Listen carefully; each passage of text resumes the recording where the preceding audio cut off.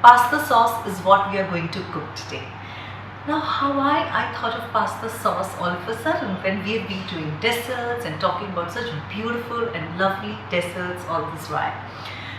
While watching MasterChef, the last season MasterChef, there was a class with the students, with the participants, where one of the well-known chef from Italy actually taught them how to make pasta sauce by baking tomatoes rather than cooking them in a skillet or a pan.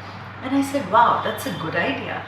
And recently, as always, I had lots of friends over last weekend and I used that technique. I can't tell you what a fabulous response I got. Everybody went gaga about the pasta that was made, and I used that same sauce to do my pizzas, which too we will do together very soon. So for the pasta sauce, I've taken about 1 kg of tomatoes, nice red tomatoes, and I'm going to remove this little part out of it, and after that we are going to blanch them. Now I've already put the gas on and the water is getting, and I'm boiling the water a bit, not much. So let's get rid of these little things. After we get rid of this, I'm going to put 4 cuts on the other end, that is this end, so that when we put this for blanching, the skin will open up from here and it will be easier for us to peel the skin.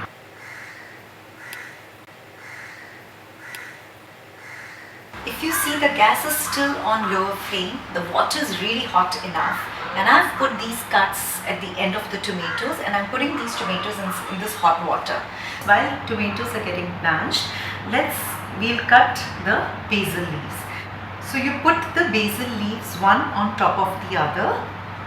Just remove the stem, and so I've taken about 7-8 of them. You can take more, you can take less. It all depends on how much of basil flavor you enjoy in your pasta sauce.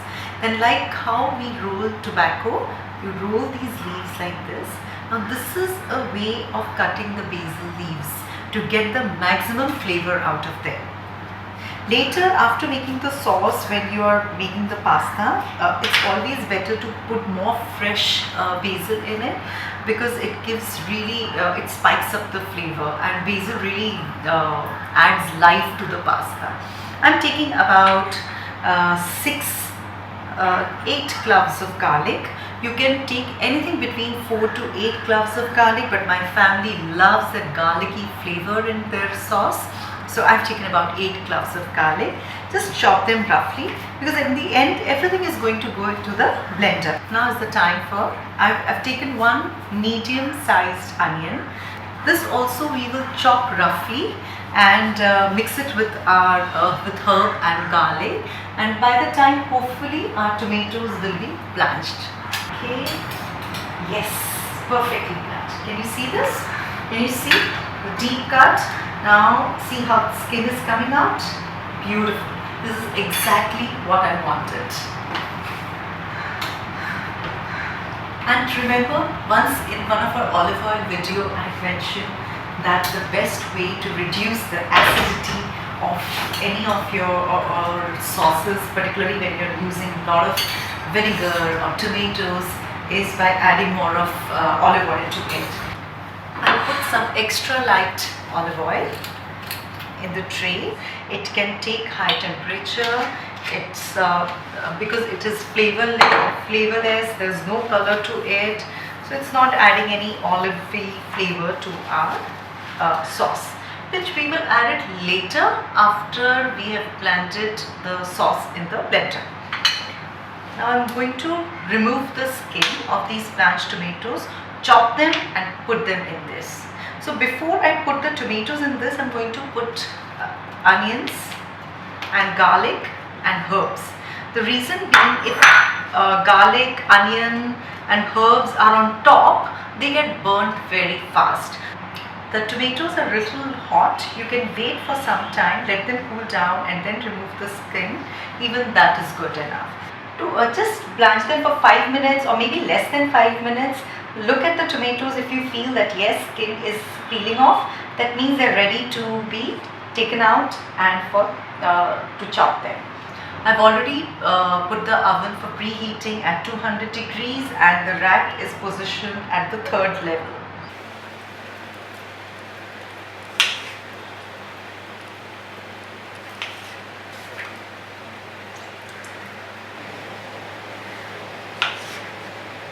Now what is missing? Little bit of sprinkling of the salt. Here we go. See, just sprinkle it a bit. Don't put too much of it. We'll adjust the seasoning, the salt, the pepper and everything when we blend the sauce. I'll bake it for about 25 to 30 minutes. Check it again after 25 to 30 minutes. Move the tray a bit so that there is even heating all over all the ingredients. And in case if I feel that they are cooked, then after 30-35 minutes I may pull it out or put it again for another 15 to 20 minutes. Okay, so here we go.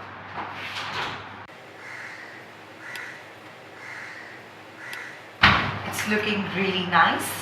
If you see, the onions are cooked, the tomatoes are almost done. I'm just going to give it a little toss, get the vegetables out, the lower ones out, and put it again for baking for say another 20 minutes. So as I mentioned, it's already been 40 minutes and 20 minutes more and we'll be good to go. Also, I'm changing the rack positioning now. I'm going to put it on the level 2 so that I just want quick little more browning of the onions and garlic, and that's all I want, and in 15-20 minutes I'll get that.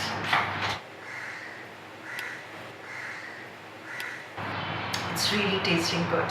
The sweetness of tomatoes and garlic, basil, everything has come together beautifully. Now if you see, this is the kind of consistency we are targeting for. See, this is so soft, the tomatoes, that we can mash it easily with the spoon. There's a little browning of tomatoes and onions, which is giving it a lovely roasted flavor. Now there are 2 ways of making this sauce. You can just mash it in a pan and store it in an airtight container for a week, or blend it in the blender. When we use blender, and just use it with an awareness that you don't have to puree it like absolutely liquid. It has to be coarse and a little thicker consistency, and it will be good. And for 7 days in an airtight container, you can use it as pizza sauce, you can use it in the pastas, and it makes a delicious dip too with nachos. So let's blend it.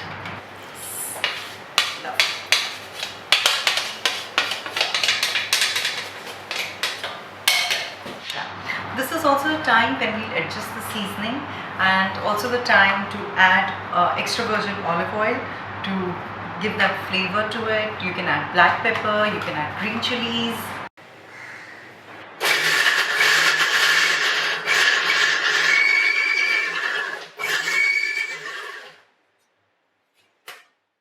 So this is the consistency we want.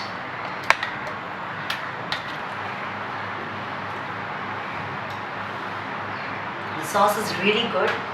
Maybe I can add a teaspoon or so of black pepper.